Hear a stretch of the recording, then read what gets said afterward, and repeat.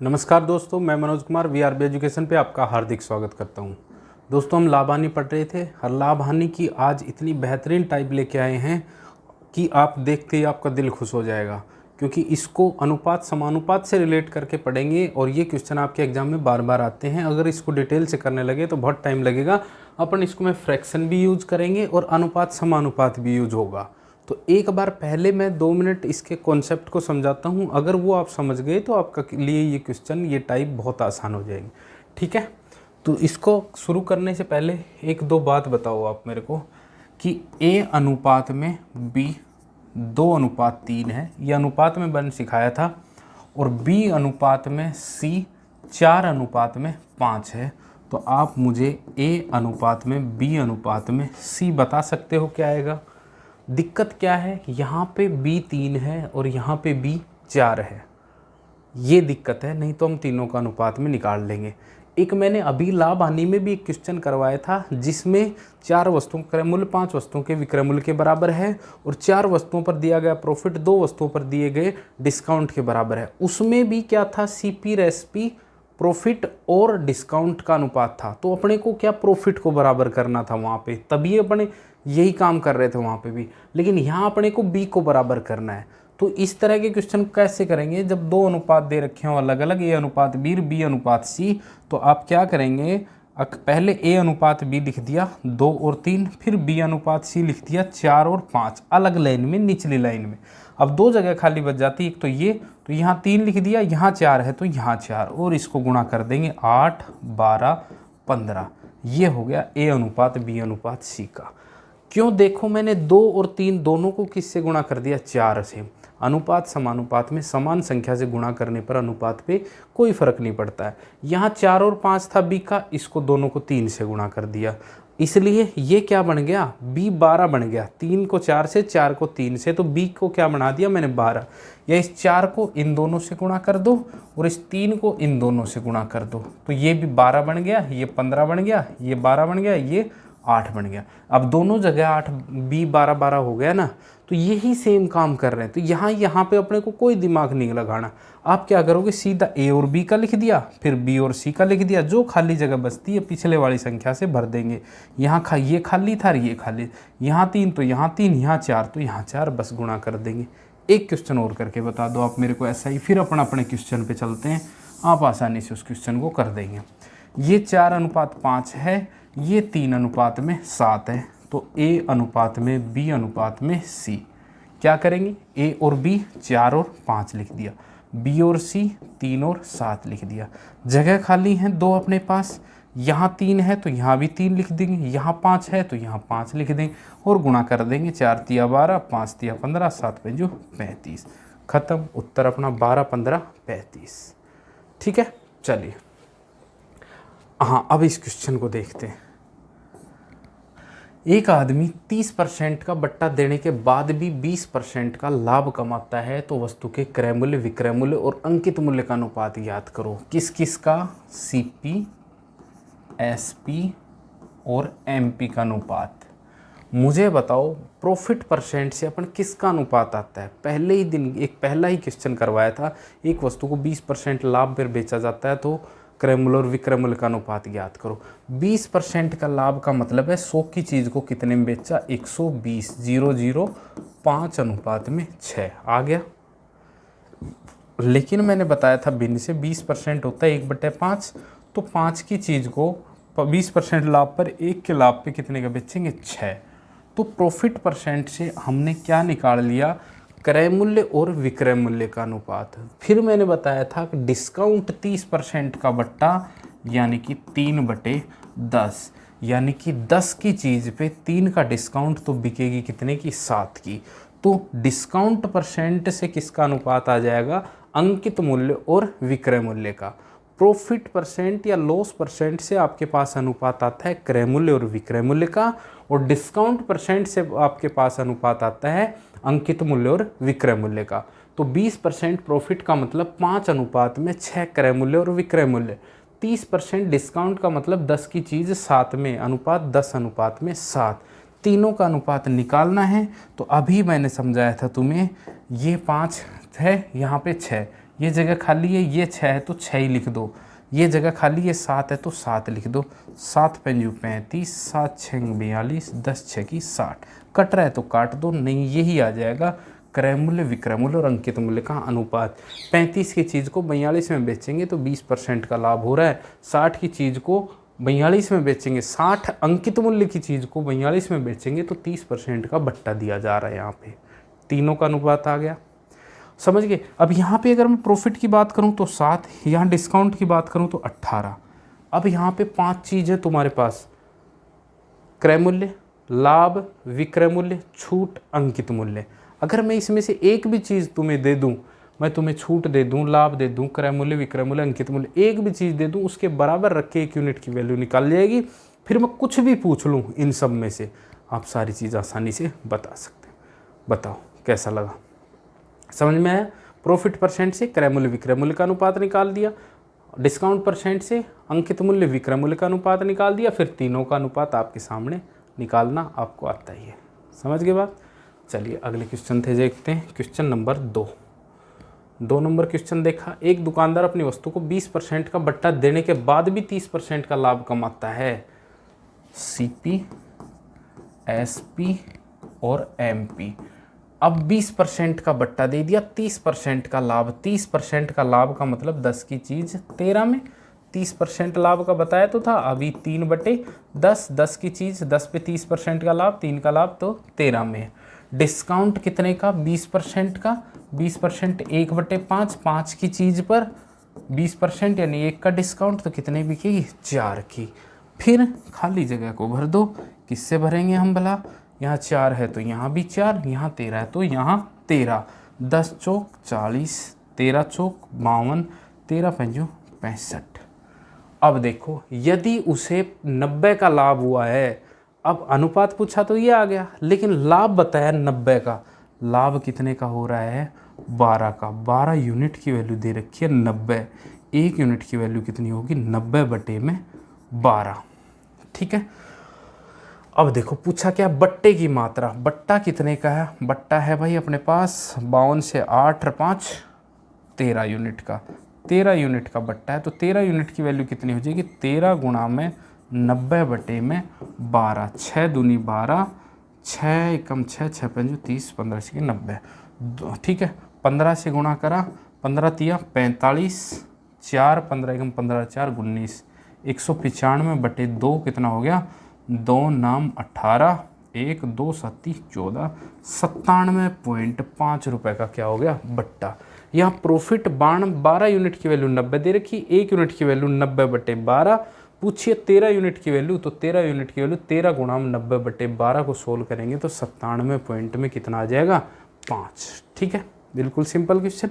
और भी कुछ दे देता तो मैं अंकित मूल्य दे के तुमसे क्रय मूल्य पूछ लेता, विक्रय मूल्य पूछ लेता, या फिर मैं बट्टा दे के लाभ पूछ लेता। बताया ना इसमें कितनी 5 चीज़ हैं, एक चीज़ दे के कुछ भी पूछ ले, अनुपात निकल ही आएगा। सारों का रेशियो आ गया, फिर एक चीज़ दे दे वो अपने से, बाकी कोई सी भी अपने से पूछ ले। ठीक है, चलो क्वेश्चन नंबर 3। एक आदमी वस्तु पर उसके क्रय मूल्य से कितना प्रतिशत अधिक मूल्य अंकित करे कि वस्तु 20% के बट्टे से बेचने पर भी 10% का लाभ कमा जाए। CP, SP, पहले MP का रेशियो ही निकालो। 20% का बट्टा का मतलब 1/5, 5 की चीज़ कितने में, 4 में। 10% का लाभ तो 10 की चीज़ कितने में, 11 में। अनुपात निकालेंगे, 4 है तो 4, 11 है तो 11, 40, 44, 55। अब कोई चीज़ 40 क्रय मूल्य है, उस पे अंकित मूल्य कितना, 55 होगा, और बट्टा कितना का दे, 20% का, तो 10% का उसको लाभ हो जाएगा। तो ये कह रहा है क्रय मूल्य से कितना प्रतिशत अधिक अंकित करे, तो कितना प्रतिशत अधिक अंकित कर रखा है, 15। किस पे, 40 पे, गुणा में 100। काट देंगे 0 से 0, 10 पंजू 50, 15 पंजू 15 धाई 150 बटे में 4, 4 तिया 12, 4 7 28। 37.5% अधिक मूल्य अंकित करे क्रय मूल्य से, तो उसको कितना, 20% का बट्टा देने के बाद भी 10% का लाभ हो जाएगा। कुल मिला के क्वेश्चन पहले वाला ही है, बस इसने ये पूछा है कि अंकित मूल्य क्रय मूल्य से कितना % ज़्यादा है। समझ गए बात। बाकी लैंग्वेज घुमा रखी है, वही है 20% का बट्टा 10% के लाभ से हमने क्रय मूल्य, विक्रय मूल्य और अंकित मूल्य निकाल लिया। उसके बाद पूछा है कि अंकित मूल्य इस क्रय मूल्य से कितना % ज़्यादा है। 15 ज़्यादा है किससे, 40 से, तो 100 पे हमने निकाल दिया तो आ जाएगा 37.5%। ठीक है, अगले क्वेश्चन पे चलते हैं। क्वेश्चन नंबर 4, एक आदमी किसी वस्तु को उसके क्रय मूल्य से कितना % अधिक मूल्य अंकित करे कि वस्तु को 11 सही 1/9% बट्टे से बेचने पर भी 25% का लाभ हो जाए। सेम क्वेश्चन है, सीपी, एसपी और एमपी। पहले प्रॉफिट देखेंगे। 25% का लाभ का मतलब 1/4, 4 की चीज़ 5 में। अगर ये चीज़ समझ में नहीं आ रही है तो इसका मतलब आपने प्रतिशत की शुरू की क्लासें नहीं देखी हैं, तो जाके देखो, सब चीज़ें क्लियर हो जाएंगी।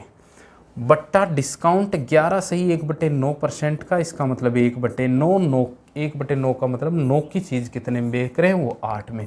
9 अंकित मूल्य की चीज़ को 8 में बेच रहे हैं। ठीक है, आज ये बताओ, यहाँ पे 8 है तो यहाँ पे 8 लिख दें, यहाँ 5 है तो यहाँ 5 लिख दें। 8 चौक 32, 8 पंच 40 और 9 पंजू 45। ये आ गया सीपी, एसपी, एमपी। पूछा क्या है, वस्तु को क्रय मूल्य से कितना % मूल्य अधिक अंकित करे। तो क्रय मूल्य से कितना अधिक अंकित कर रखा है जी, 32 से, 8 5 13, किस पे, 40 पे, गुणा में 100, काट दिया 130 बटे में 4, 4 तिया 12, 1 बच गया, 4 दूनी 8, 32.5%। इसका क्या आ जाएगा, आंसर आ जाएगा। ठीक है, 32 सीपी, एसपी, एमपी का रेशियो निकाल लिया। उसके बाद पूछ रहे हैं अंकित मूल्य क्रय मूल्य से कितना % क्या है, ज़्यादा है। समझ गए बात। चलिए क्वेश्चन नंबर 5 पे चलते हैं।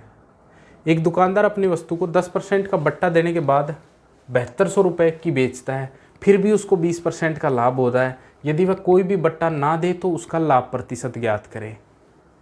वही बट्टा और प्रॉफिट दोनों साथ दे रखे हैं, तो सीपी, एसपी, एमपी, क्रय मूल्य, विक्रय मूल्य और अंकित मूल्य का अनुपात निकाल लेंगे। 20% का लाभ, 20% का मतलब 1/5, 5 की चीज़ कितने में, 6 में। 10% बट्टा का मतलब 1/10, 10 अंकित मूल्य की चीज़ को बेचेंगे 9 में। ठीक है, कर देंगे। 9 है तो 9, 6 है तो 6, गुणा कर दिया, 9 पंजू 45, 9 6 की 54, 10 6 की 60। यदि वह कोई भी बट्टा ना दे तो उसका लाभ प्रतिशत ज्ञात करें। इसका तो कहीं यूज ही नहीं हुआ, 7200 का कोई मतलब ही नहीं था क्योंकि % ही पूछा है, तो इस पे भी % तो वही आएगा। अगर मैं 54 यूनिट की वैल्यू 7200 रख के इसको निकालूँ, इसको निकालूँ, फिर % निकालूंगा तब भी वही आएगा, इसलिए उसका कोई यूज नहीं करते। बस ये कह रहा है कि कोई भी बट्टा ना दे तो 45 की चीज़ कितने में बिकेगी, 60 में भी तो बिकेगी। भाई 60 अंकित मूल्य है उसका और बट्टा नहीं दे रहा, तो क्रय मूल्य तो 45 का है, तो कितने का लाभ हो जाएगा उसको, 15 का। किस पे, 45 पे, गुणा में 100, 15 तिया 45, 100/3 कितना हो जाएगा, 33 सही 1/3% का क्या हो जाएगा, उसको प्रॉफिट हो जाएगा। ठीक है, कोई बट्टा नहीं देगा तो। सेम क्वेश्चन है पहले जैसा ही, बस ये बेवकूफ़ बना दिया। एक तो ये 7200 दे के, ठीक है, दूसरा उसमें कोई बट्टा ना दे तो। पिछले में पूछ रहा था अंकित मूल्य क्रय मूल्य से कितना % अधिक अंकित करे, बात तो वही है, कोई भी बट्टा ना दे तो भी 33 से 1/3%। या मैं यूँ कहता, बताओ अंकित मूल्य क्रय मूल्य से कितना % ज़्यादा है, तो भी 33 से 1/3 ही होगा। अपने पास ये चीज़ आ गई, फिर डर ख़त्म। ये तीनों का अनुपात निकाला, फिर कुछ भी पूछ ले अपने से, कोई दिक्कत नहीं है। ठीक है, क्वेश्चन नंबर 6, एक आदमी एक वस्तु पर 5% हानि पर बेचता है। यदि वह इसको 80 अधिक में बेचे तो उसे 5% का लाभ होगा, तो वस्तु का क्रय मूल्य ज्ञात करो। बहुत सिंपल, आप इसको 2 बार % यूज हो रहा है, तो आप पहले उस वस्तु का सीपी कितना मान लो, 100 मान लिया। 5% हानि पर बेच रहा है, 5% हानि पर बेचेगा तो 5%, 5 की हानि पर बेच रहा है तो कितना, 95। यदि वह कह रहा है यदि वह इसे 80 रुपये अधिक में बेचे तो 5% का लाभ होगा। तो मुझे बताओ 5% का लाभ कब होगा, इसको 5 ज़्यादा में बेचेगा यानी कि 105 में बेचेगा तभी तो 5% का लाभ होगा। तो कितने अधिक में बेचना पड़ा है इसको, 10 अधिक में, और इस 10 यूनिट की वैल्यू कितनी दे रखी है 80, और 1 यूनिट की वैल्यू कितनी आ गई 8। तो पूछा है उस वस्तु का क्रय मूल्य, क्रय मूल्य कितना हो जाएगा 100 यूनिट है, 100 गुणा 8 कितना हो जाएगा 800, इसका क्या हो जाएगा क्रय। बात को समझना, पहले हम निकाल रहे हैं अनुपात सब चीज़ों में, फिर देखेंगे वास्तविक वैल्यू दे क्या रखी है। वास्तविक वैल्यू तो ये दी है ना 80, अब अपन जो मान रहे हैं उस हिसाब में ये 80 कहाँ फिट होगा। हमने वस्तु का क्रय मूल्य कितना माना 100, 5% हानि पर बेचेगा तो कितने की बेचेगा वो 95 की। अब यहाँ से दे रखा है कि इसको इतने ज़्यादा में बेचे तो 5% का लाभ होगा, लेकिन हम तो पहले 5% का लाभ कर देते हैं। 5% का लाभ कब होगा, जब 105 में बेचेगा, तो कितने ज़्यादा में 10 ज़्यादा में बेच देगा। अगर वास्तव में उस वस्तु का क्रय मूल्य 100 ही होता तो हम यही कहते हैं ना 10 ज़्यादा में बेचने पे उसको 5% का लाभ हो जाता है, यही कहते। लेकिन यहाँ पे ये 10 नहीं 80 है, तो सारी चीज़ें ही क्या हो जाएंगी 8 गुणा। क्रय मूल्य पूछे तो 800, पूछे पुराना विक्रय मूल्य तो 95 गुणा में 8, अगर पूछे नया 5% लाभ वाला विक्रय मूल्य तो 105 गुणा में 8। समझ गए बात, ऐसे ही कर देंगे। ठीक है, 100 की चीज़ 95 में 5% लाभ पर बेचेगा तो 105 में, तो ये 105 या 5% लाभ कब हुआ, जब इसको 10 ज़्यादा में बेचेगा। और क्वेश्चन में कह रहा है 80 अधिक में बेचेगा, तो इस 10 यूनिट की वैल्यू 80, 1 की 8, जो पूछा है उससे गुणा कर दो। ठीक है, चलिए क्वेश्चन नंबर 7। राकेश एक साइकिल को 8% लाभ पर बेचता है, यदि वह 75 रुपये अधिक में बेचे तो 14% का लाभ होगा। 100 की थी जी, 8% लाभ पर बेचेगा तो कितने की बेचेगा 108। यदि वह 75 अधिक में बेचे तो उसको 14% लाभ। 14% लाभ कब होगा, जब वो उसको बेचेगा 114 में। यहाँ तो 8% लाभ है, यहाँ 14% लाभ है, तो ये कितने अधिक में बेचने पर 14% लाभ हो रहा है भाई, 2 और 4 6। उस 6 यूनिट की वैल्यू दे रखी है उसने कितनी 75, तो 1 यूनिट की वैल्यू हो जाएगी 75/6। क्या पूछा है, साइकिल का क्रय मूल्य 100 यूनिट की वैल्यू 100 गुणा में 75/6। 3 दूनी 6, 3 से काटांगे 3 पंजू 15, ठीक है, 2 से काटा 50, 50 गुणा 25, 25 पंजा 125, 1250 आपका क्या हो जाएगा उत्तर। अगर पहले 8% लाभ पर कितने की बेचा तो 108 गुणा में 75/6। 14% लाभ पर कितने की बेचा 114 गुणा में 75/, वस्तु का क्रय मूल्य 100 गुणा में 75/6। सोल्व तो करना पड़ेगा 100 गुणा 75/6 को, मैथ में इतना तो करना पड़ेगा। अगर इसको भी थोड़ा सा आसान करना है तो पहाड़े याद कर लो 20 तक। ठीक है, पहाड़े याद होंगे तो आप आसानी से गुणा भाग कर सकते हैं, आसानी से काट सकते हैं। अगले क्वेश्चन में चलते हैं। Question number 8। एक आदमी एक वस्तु को 2% हानि पर बेचता है, यदि वह इसको 240 अधिक में बेचे तो 4% का लाभ होता है। 100 की चीज को 2% हानि पर बेचेगा तो कितने की बेचेगा 98 की, 2% हानि पर, और 240 अधिक में बेच दिया तो 4% लाभ, और 4% लाभ पर बेचेगा तो 4% 4 104 की। तो कितने अधिक में बेच दिया इसको 6 यूनिट की वैल्यू कितनी दे रखी है 240, 1 यूनिट की वैल्यू 240/6 चौक 24, कितना आ गया 40। पूछे कुछ भी पूछे जो उसका मन है, पूछा है वस्तु का क्रय मूल्य 100 यूनिट की वैल्यू हो जाएगी 100 गुणा में कितना 40, तो उस वस्तु का मूल्य कितना था 4000। ये अपना क्या हो जाएगा आंसर। बताओ बिल्कुल सिंपल है कि नहीं। अगले क्वेश्चन पे चलते हैं। Question number 9। एक आदमी ने एक वस्तु 4% हानि पर बेचता है, यदि वह 40 रुपये कम में बेचे तो 6% की हानि होगी। क्वेश्चन तो वही है, 4% हानि पर तो 4 की हानि पर तो कितने की बेचेगा 96 की, और कितने की 6% की हानि पर, 6% की हानि 6 की हानि पर तो कितने का 94 की। तो कितना कम में बेच रहा है, 2 कम में बेचने पे ही 6% की हानि हो जाती है, और क्वेश्चन में कह रहा है 40 कम में बेचने पर 2 यूनिट की वैल्यू 40, तो 1 यूनिट की वैल्यू कितनी हो गई 20। पूछा है वस्तु का क्रय मूल्य, क्रय मूल्य कितना 100 यूनिट, तो 100 यूनिट की वैल्यू हो जाएगी 100 गुणा 20, कितनी हो जाएगी 2000। अपना आंसर कितना हो जाएगा 2000। ठीक है, सिंपल सा क्वेश्चन था। आगे चलते हैं। ई थोड़ा सा अच्छा क्वेश्चन है। एक दुकानदार वस्तु को 20% लाभ पर बेचता है, वस्तु को 20% लाभ पर बेचता है, 100 की वस्तु को कितने में बेच दिया, 120 पर। ये क्या हो गया CP, ये क्या हो गया SP।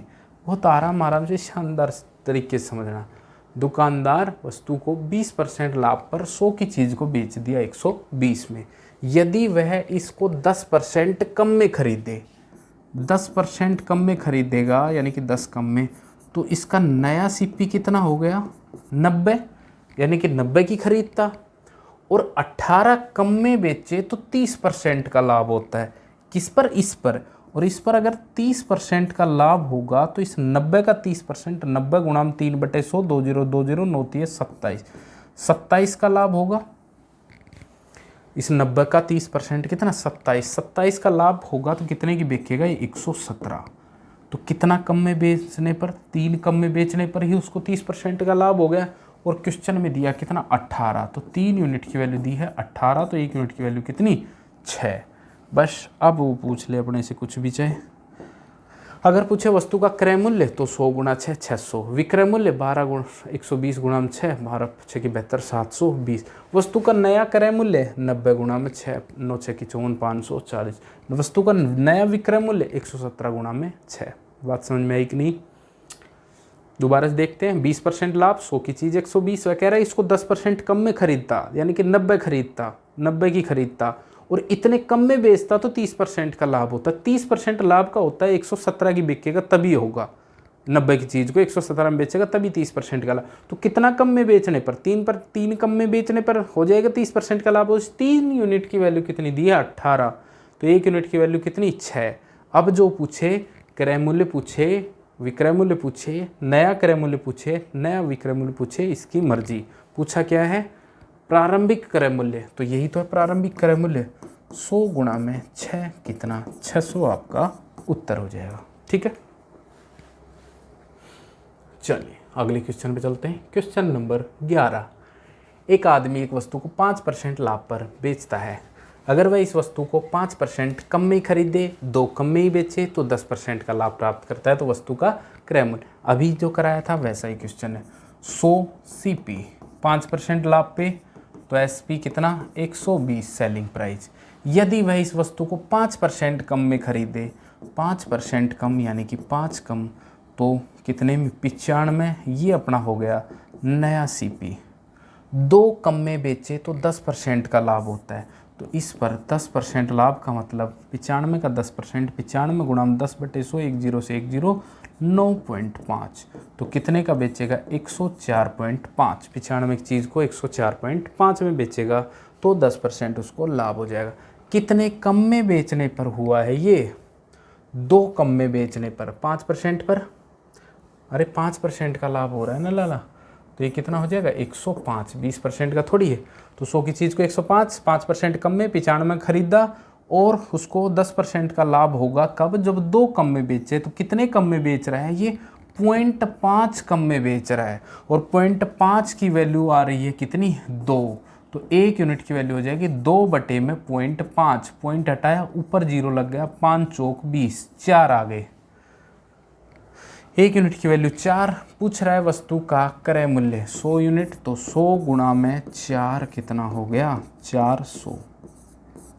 अपना आंसर। वस्तु का नया क्रय मूल्य बताओ, 95 गुणा में 4, 5 चौक 20, 2 9 चौक 36, 2 38, 380 आ जाता। वस्तु का नया विक्रय मूल्य 104.5 गुणा में 4। ठीक है, कर लोगे।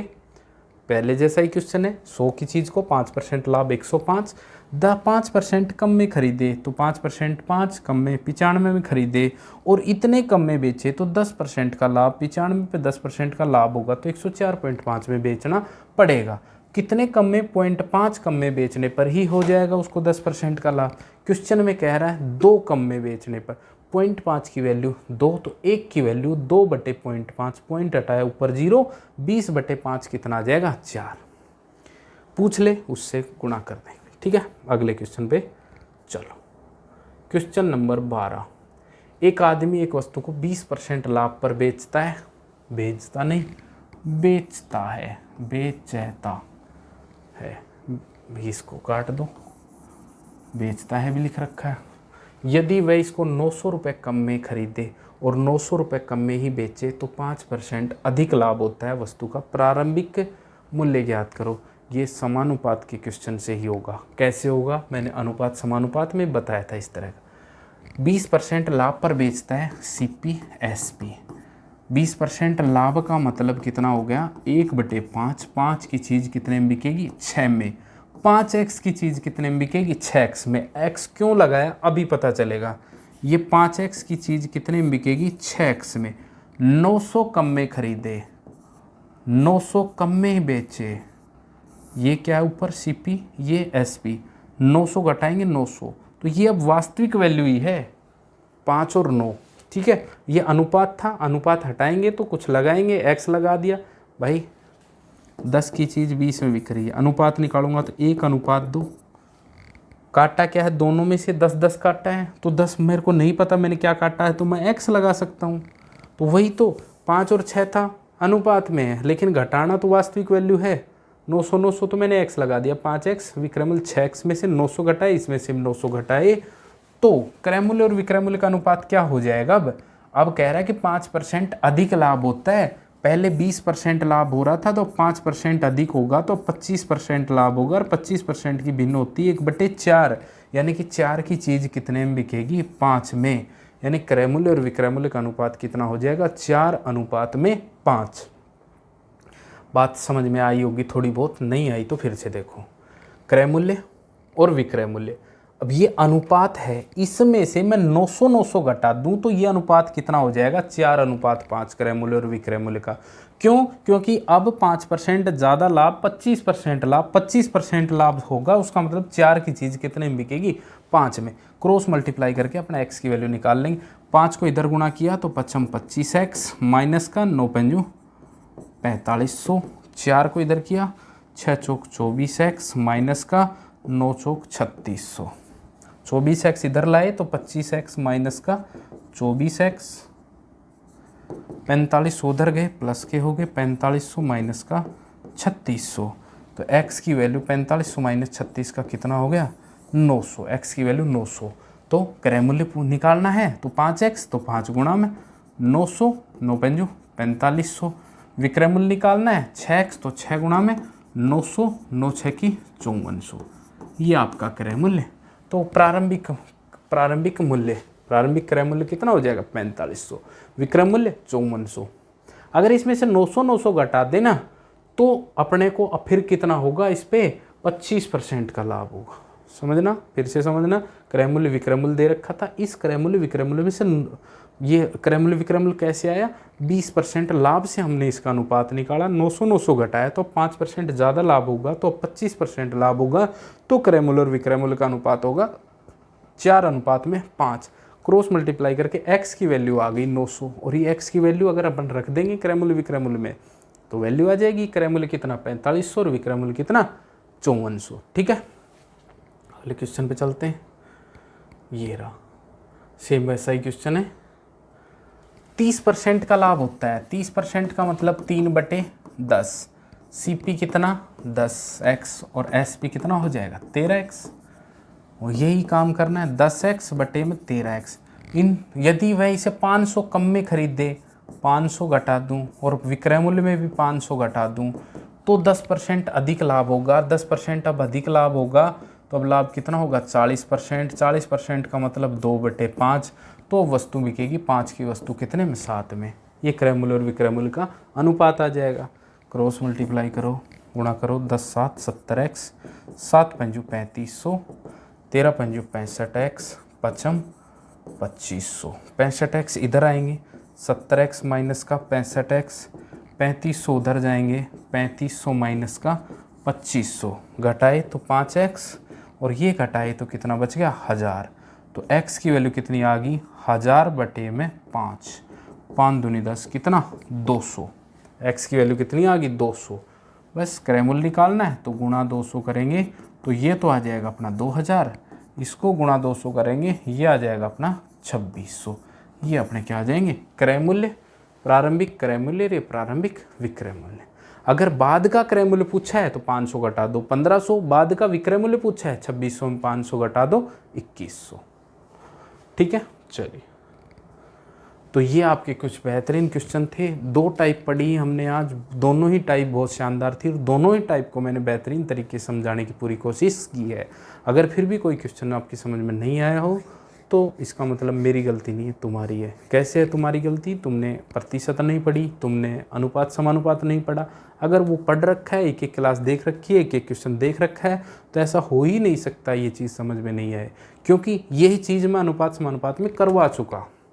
ठीक है, अगर वो चीज़ नहीं पढ़ रहे हैं तभी आपको ये चीज़ समझ में नहीं आएगी। ठीक है, तो पहले वो क्लास सभी क्लासेस जाके देखिए, फिर आप इस पे आएंगे तो आप इसको डबल स्पीड करके देखेंगे, क्योंकि तुम्हें लगेगा कि ये चीज़ मैंने तो पहले देख चुका हूँ, तो उसको वहाँ टाइम लगाना आपको बहुत ज़रूरी है। मिलते हैं अगली क्लास में, धन्यवाद।